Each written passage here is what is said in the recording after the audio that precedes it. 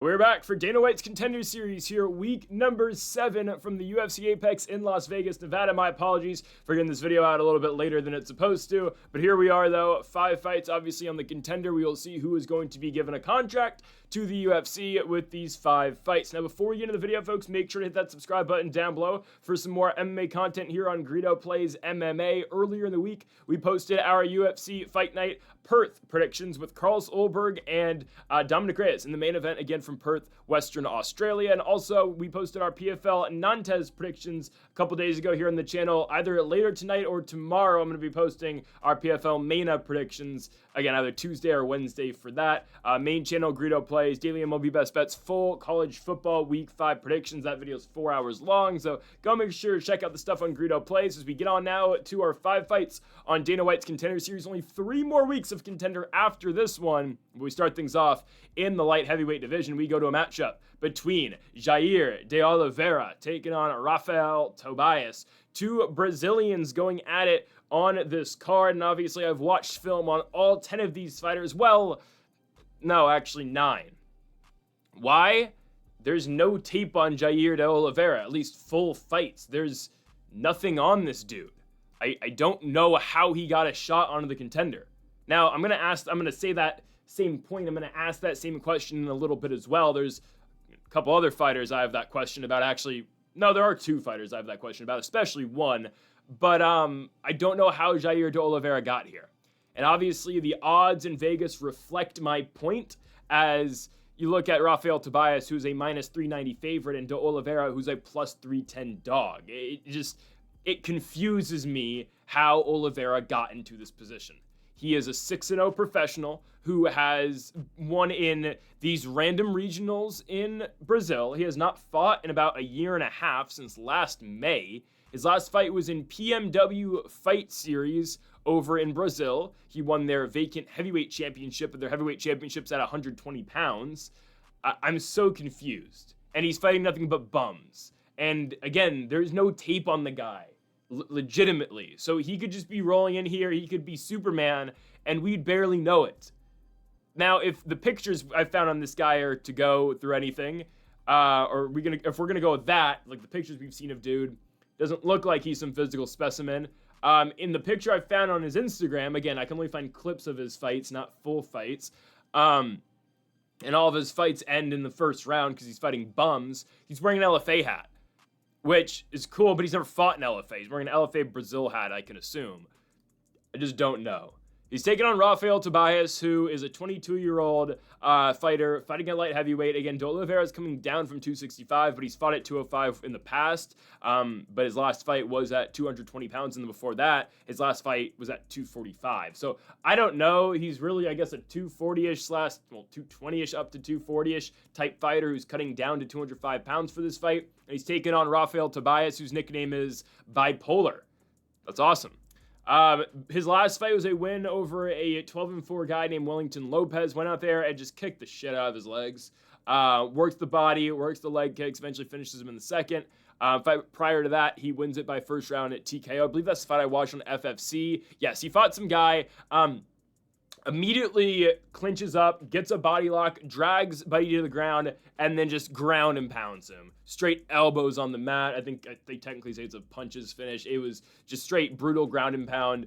Fought a guy, again, who was not very good 2 fights ago, but it instantly gets the body lock. Basically goes from body lock to full mount, and then gets the finish. He does have a loss back in 2023 in LFA. He got knocked down in the second round against Miguel Porto, who was 3-1 at the time, now 4-2. But Tobias, he passes the eye test. You watch him fight, he has a sense of what he's doing, just not just in terms of grappling, with striking as well. He can switch it up, get the fight down, again, like that finish we saw with the body lock and then the strikes after. Decent striking game, too. We've seen with the leg kick finish in his last fight. A little bit concerning, he hasn't fought in a major promotion. That's what does concern me.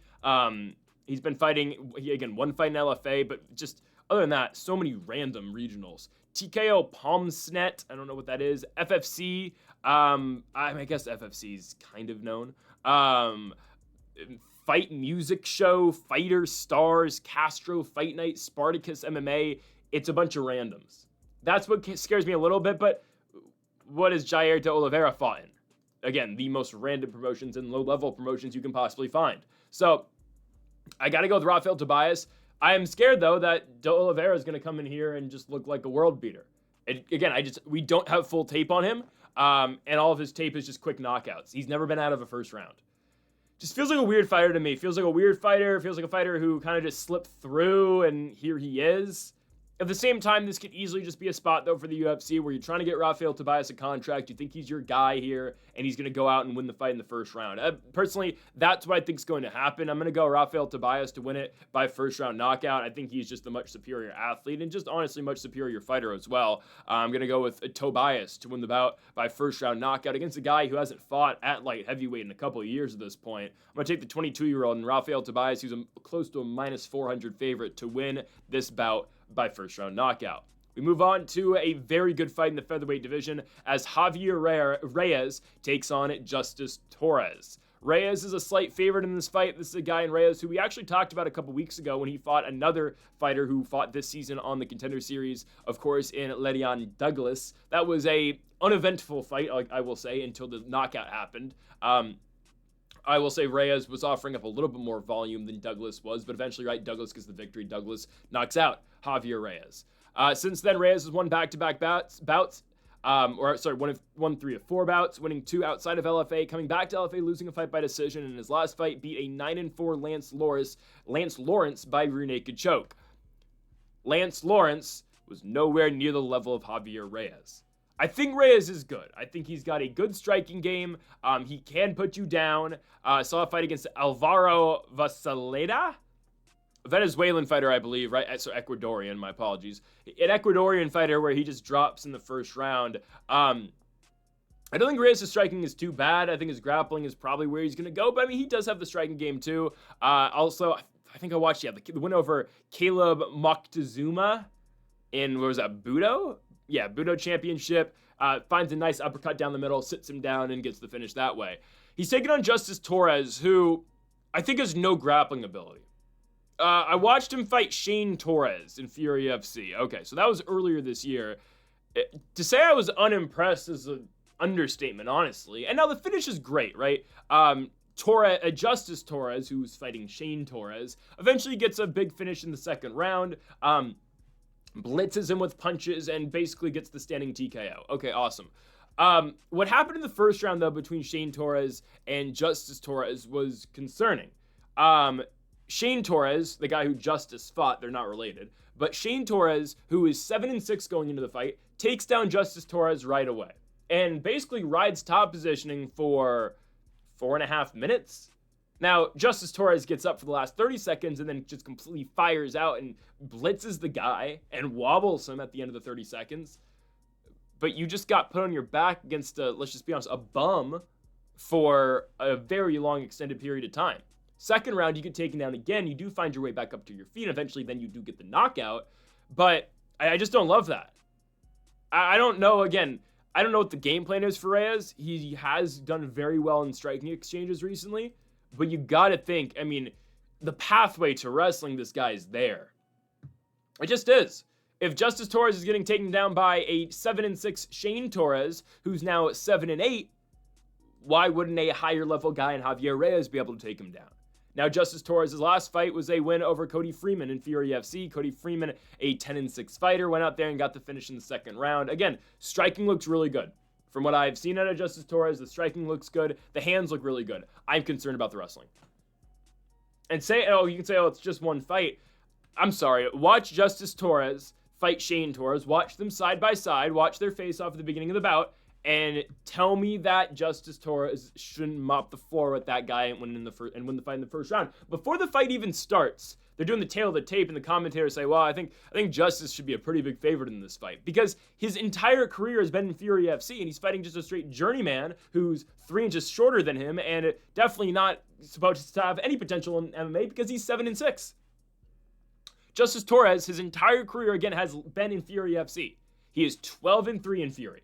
His record professionally is 12-3. I don't know.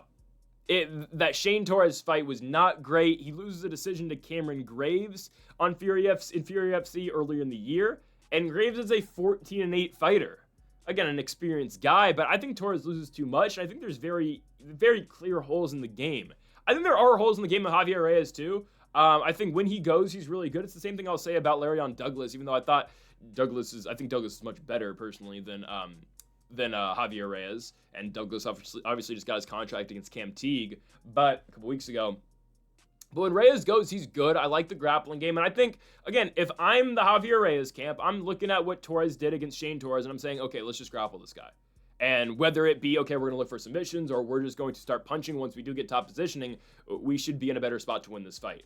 He should be able to control distance. He should be able to control the range. He's got 4 or 5 inches of reach on Justice Torres, and he's the much more experienced fighter. I believe he's the much better fighter. And again, Torres has never been outside of that Fury FC bubble. He's always fought in Fury FC. He's been given matchups that, like Shane Torres, that he's supposed to go out there and win. I think Reyes is the much better fighter, and he should probably take this one. I'm going to go second round TKO for Javier Reyes. I do think it's going to be because of a takedown, but I'm going to go with the second round finish for Reyes on the ground. I could see a submission too, but I think he does drop bombs and drop punches once he does get the fight on the mat. So give me Javier Reyes to finish the fight in the second round. We move on now to our only women's fight of the night. In the flyweight division, we have got the minus 200 favorite in Sofia Montenegro taking on Jeslia Chaves. I don't know where they got Jeslia Chaves. I don't know where they got her. At the same time, I don't really know what to expect out of Sofia Montenegro. But like I was stating earlier, the other fighter that I was a little bit kind of iffy on, well, there's two. It is Sofia Montenegro is the other fighter. I'm like, does she really deserve to be here? I don't know. Kind of not. I'll get to her in a second. I don't know how Jeslia Chaves is here. I don't know how she did it. The only fights I can really find of her are amateur Muay Thai bouts, and then her MMA career has just been straight fraudulent. She's never fought a fighter in professional mixed martial arts who has a winning record. Beyond that, she's never fought a fighter in her professional mixed martial arts career who's won a fight, which is just insane to me. So I'm thinking, okay, maybe she's a last-second replacement. Maybe that's why she's here. No. Montenegro is the short-notice replacement. Because Jeslia Chaves was supposed to be fighting at 135 on this card against Regina Tarin from Mexico, a combate fighter. And now Montenegro's stepping in, but the fight's not at 135, it's at 125. So has Chaves always been able to make 125? I'm so confused. Why was her fight at 135 initially? Because she's been fighting at bantamweight recently, too. I don't understand. She hasn't fought at 125 in a couple years, but she's fighting nothing but bums. And on Tapology, too, they're going to tell you she's fought fighters that have record-ineligible MMA tags on them, which means that these are randoms who they can't verify, and they can't verify the bout and if it's real or not. So, again, she is a fight that it says bout has been flagged by Tapology for potential issues with legitimacy. So they don't include it in her record. Because I think Chaves, she'll claim she's 6-0, but one of the fights is just, I don't know, there's an asterisk next to it. Because there's no footage of it, and she fought at 145. I'm so confused, man. I don't know how she got here. Everything I've seen, the limited stuff I've seen, is decent kickboxing. Now, Sofia Montenegro, I don't think she's ready either. I don't think she is. She's 26, and I've watched her fight. I saw her beat Ailina Perez on, what was that, FFC. Fight's not horrible. It is Montenegro going in there, getting takedowns. I will say her grappling doesn't look too bad, and she kind of just rides out top positioning the entire fight, and she's just, trying to remain in top positioning, trying to mount up. And that's awesome. But then I realized, and I didn't know going into the fight, that she was fighting a 1-2 fighter. And then I found that out. I'm like, oh, this isn't impressive because you couldn't get her out of there. If you are such a big prospect, why aren't you beating a 1-2 Ailina Perez? And then so I dove deeper into Sofia Montenegro, and I found that she's on the UFC's YouTube page. I think she was promoting a fight, but I'm like, what? So I guess she's always been in the, not the back pocket, but they've always had her like, all right, we think she's going to be kind of a star because she's been promoting fights for them. I think she's been promoting Fight Pass fights, but that's odd.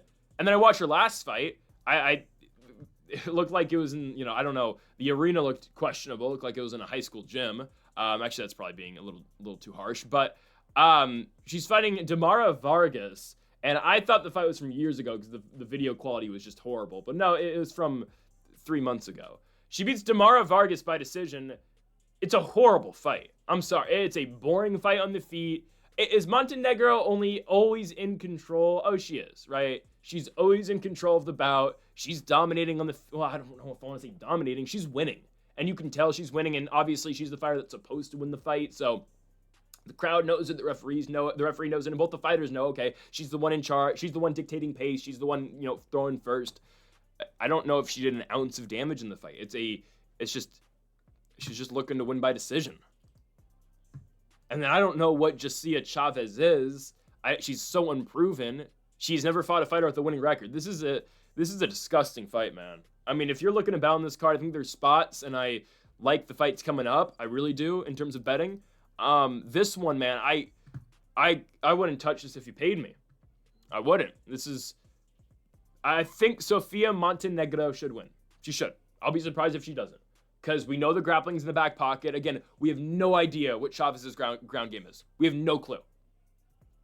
We have no clue what her striking is, but Muay Thai background, so we can kind of assume, okay, she should be good there. Grappling-wise, we have no idea. Because she's fought nothing but 0-0 fighters. And 0-2 fighters. It's a disgusting fight. I don't know how Chavez got to this point. I'm going to have to go with Sofia Montenegro. I don't think Sofia's ready at all for the UFC, and I will rank again likeliness of contract at the end of the video. But yeah, Montenegro is so not ready, but they don't really sign too many female fighters off the Contender, so she'll probably get a shot, and the bar for women's fighters on the Contender series is so much lower because they don't need to get finishes. Right? All you have to do is kind of win. Like, hell, Haley Cowan got a contract once for a boring split decision victory on the Contender series, right? You don't need to be all that impressive if you're a women's fighter because they show up maybe like 4 times a season. So I'm going to go Sofia Montenegro to win the fight by unanimous decision. It's a weird one. We go from that fight to 2 spectacular fights, in my opinion. I love this fight. This is great. Brian Zurcher versus Murtazali Magomedov. The winner of this fight is, whoever wins, is a great UFC fighter coming in. I believe so. Murtazali Magomedov, Octagon champion from Kyrgyzstan, coming off of a nasty knockout victory in his last fight. Both these guys 9-0. Murtazali Magomedov, though, against Kladisisi Brito, goes out there, gets dropped in the first 30 seconds. More like 20 seconds. That's concerning. Gets hit, I believe it was an overhand that caught him. I think it was. I believe it was an overhand that catches him. Magomedov gets dropped pretty early, and you're thinking, oh, crap, here we go. He does get tagged quite a bit. I will say that right off the bat. He does get tagged. Anyways, comes back in the second round. I don't think he's looking for the knee to the head. I think he's looking for just a knee up the middle. But somehow, Brito kind of drops his head, and I don't know what he's looking for, but Magomedov catches him right up the middle with the knee. Boom, catches him on the chin, knocks him out right away, but Brito kind of wakes up on the ground and starts defending himself. But the referee then quickly stops the fight. I don't think it's a horrible stoppage, but I think it could have gone a little bit longer. Again, on impact, it's like, oh, this dude's done. But as he's falling back, he kind of regains it, a la, Brian Ortega, Diego Lopez in the Sphere. Even though Magomedov didn't hit him on the way down. But you get what I mean, right? He kind of comes to again, and the referee just stops the bout. Whatever, it's fine. It's a nasty finish. It's a nasty finish by Murtazali Magomedov. Again, this is the Octagon champion coming off of that big victory. He was main eventing a card over in Kyrgyzstan. Impressive.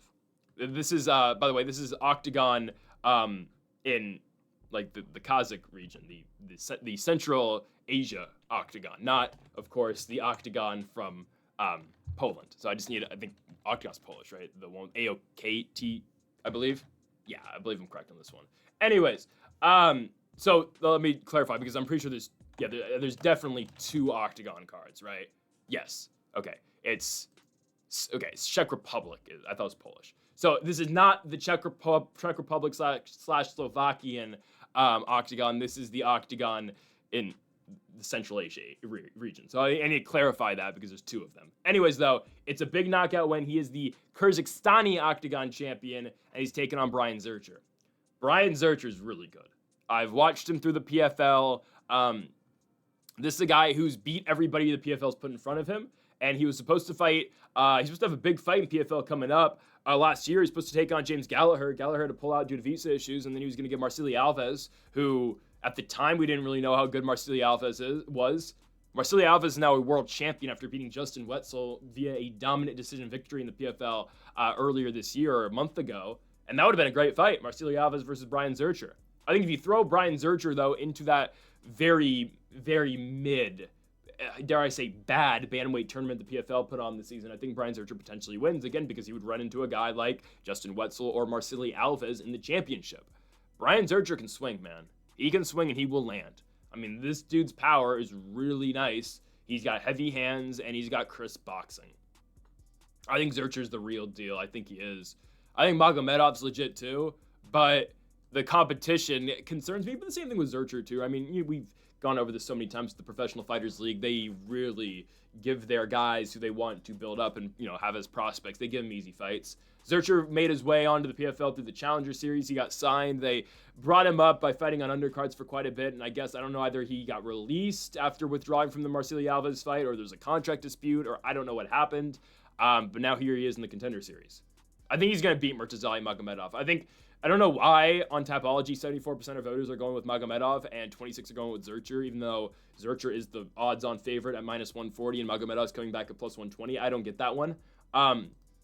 Zurcher's got crisper hands, and I think Magomedov gets hit too much. Again, watch his last fight against Breathu. He gets hit a lot. And the guys he's fighting over there, I don't know, man. That Kazakh region, they have really good fighters sometimes, and there's a lot of just mid guys. Because, again, I could be wrong. This is what I've gotten from Central Asia. There's a lot of up-and-coming fighters over there. Everyone wants to be a mixed martial arts fighter in that region. Again, I mean, you can credit that to, Valentina, Shavkat. I don't know. Again, I know that's Kazakhstan and Kyrgyzstan, but that Central Asian region, you can credit that to the Russian success of MMA dating back to, obviously, Fedor Emelianenko.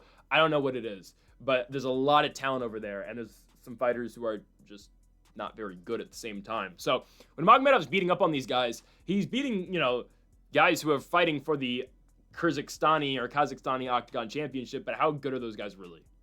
And I'm not going to dispute that Zurcher hasn't fought some mid guys either, but I look at Zurcher's fights, I think his boxing's better. I think Magomedov gets hit too much, and if you take some of the shots he's been taking in Octagon against Brian Zurcher's going to put you out. I'm going first round knockout here for Brian Zurcher. I think if Magomedov wins, I think we really hype him up and we say, okay, this is going to be a good UFC fighter too, because he's got the skills, he's got the striking. I like what we have out of him. But personally, I'm going to go with Zurcher to win. He's just a little more experienced. I know they're both 9-0, but Zurcher's fought at a higher scale before in the PFL, and he's got 3 years of age on him. Magomedov's still fairly young at 26. I'm going to take Zurcher. I think we'll see Magomedov back on the Contender Series next year, though. Give me Brian Zurcher. Main event, I really like this fight. I do, man. This is a good one. Dani Barbier taking on Montas Kondravicius. I believe I got that one right. Montas Kondravicius versus Dani Barbier. Lithuania versus Croatia in this fight. This is fun. Kondravicius coming off his first victory in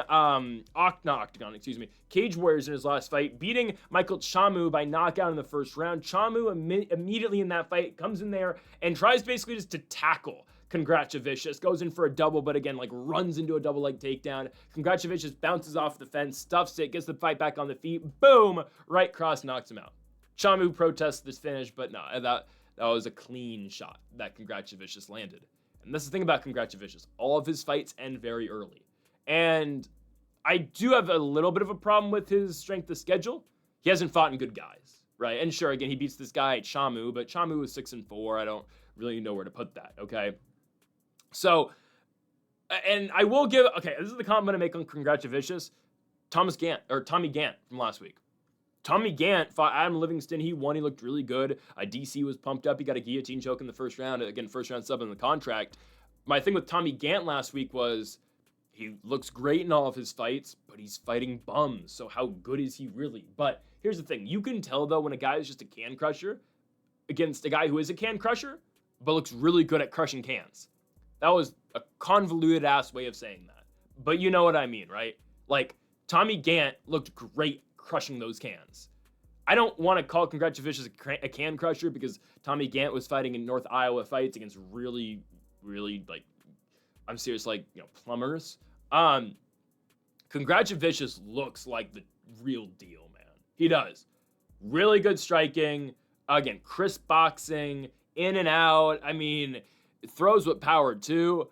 Little concerned about the grappling game. Did get sub 2 fights ago in Aries, but can Denis Barbier be the guy to sub him? I don't think so. I think we're going to see a striking fight. I know Barbier's coming off a submission victory, but I watched Barbier watched him fight in FNC. He gets hit a bit. He does. He gets hit. And if Kondravicius touches you like that, I don't know if that's going to really work out well for you. Now, Barbier has the grappling game, but Montes, again, did pass the only challenge he had to face in terms of a wrestling game in his last fight in Cage Warriors, as he immediately stuffed a double leg takedown. I look at the odds for this fight, it's really close, right? Kondravicius plus 105, minus 125 coming back for the Croatian. But then on Tapology, 85% of voters are going with Barbier and 15% are going with Kondravicius. Is there something I'm missing here? Because I think this is I'm not going to say it's easy, but I think Kondravicius is going to win this fight. It's as simple as the fact that he passes the eye test. This guy swings hard, he throws hard, and his boxing looks really good. And I watch Barbier and I say, okay, I think this guy's solid, but he just eats too many strikes, and he gets into competitive fights with guys he shouldn't be competitive against. The biggest example of that is his fight 2 fights ago against the Polish Andrzejus Mazakowski. Probably butchered that. But he is in a back-and-forth war with this guy, Mazakowski, back in May of 2023. I know it's a while ago, but I will tell you why that's important. And he doesn't almost get finished, but my goodness, he's hitting shots. He's looking tired in the second round because he's in an all-out war, and he's taking big blows. If Kondravicius hits you like that, you're going down. Again, this is against a 6-5 journeyman fighter that Denis Barbier is in a war against. Why is this that important? Oh, it's 2 years ago. It's 2 years ago. Over 2 years. It's 2.5 years ago. Well, he's only fought once since. He fought in November of 2024. We won by submission, but he hasn't had a fight since that. It's a problem when you're just not an active fighter. He's been a pro fighter. He's been an active fighter, I'll say, since 2019. He had a couple fights in 2016, but he's been active at this thing since 2019, okay? The guy has had 5 fights since 2019. You don't even fight once a year. Oh, you can say, oh, the pandemic. Well, no, he had a fight scheduled in 2021. He didn't fight that fight. And that's not because, the regulations. No, there was an injury, he didn't fight it. I don't like picking inactive fighters, and that's what he is. He's not an active fighter at all. And I watch Kondravicius, and I say, okay, this dude passes the eye test. This guy hits hard, and I like the boxing all around. I like, again, the movement, and I'm going with Montes Kondravicius to win the fight. I'm taking the underdog here, but I think it's a great value play. Not even that. I think he's just a better fighter than Denis Barbier. I'm going Kondravicius first round knockout. So when I look, again, only 14% of voters are going with him on Tapology. I'm part of that 14%. When I rank the contract winners, I'm going to go number 1, Brian Zurcher. Okay? That's in my opinion, the highest level fight on the card. I'm going Brian Zurcher number 1. Number 2, I'm going to go Rafael Tobias. I think he's going to look great beating up that guy who's an unknown. He will probably get the contract. 3, Montes Kondravicius. I think he will get the contract. I think you can really put him as 2A and 2B with Rafael Tobias. They're both going to get signed. From there is where it gets tricky. 4 is going to be Javier Reyes. How exciting will Reyes' fight really be? I don't know, especially if he has to go to grappling. I don't know if it's going to be the most entertaining. I think he's probably 4th most likely to get a contract. And 5th is going to be Sofia Montenegro. Again, it's a low-level women's 125 fight. Both of them probably should not be in the spot. Neither of them should be in the UFC. But, again, if Haley Cowan can get a contract, then Montenegro probably can too. But, again, if I had to guess, probably say all 5 get contracts, because they're not going to go 4 and then say, boring women's fight, let's just take you. That's what they're going to do, okay? They're going to take the 4 guys, and then they're going to say, I guess we'll just take the 125er as well. So I'm going to go all 5 get contracts, again, with Rafael Tobias, Javier Reyes, Sofia Montenegro, Brian Zurcher, and Montes Kondravicius. Folks, thank y'all for watching our Dana White's Contender Series predictions here for week number 7. If you haven't yet, though, make sure to hit that subscribe button down below for more. Make sure to leave a like if you did enjoy the video. Make sure to comment if you disagree with any of the picks. Folks, thank y'all for watching, and Mamba forever.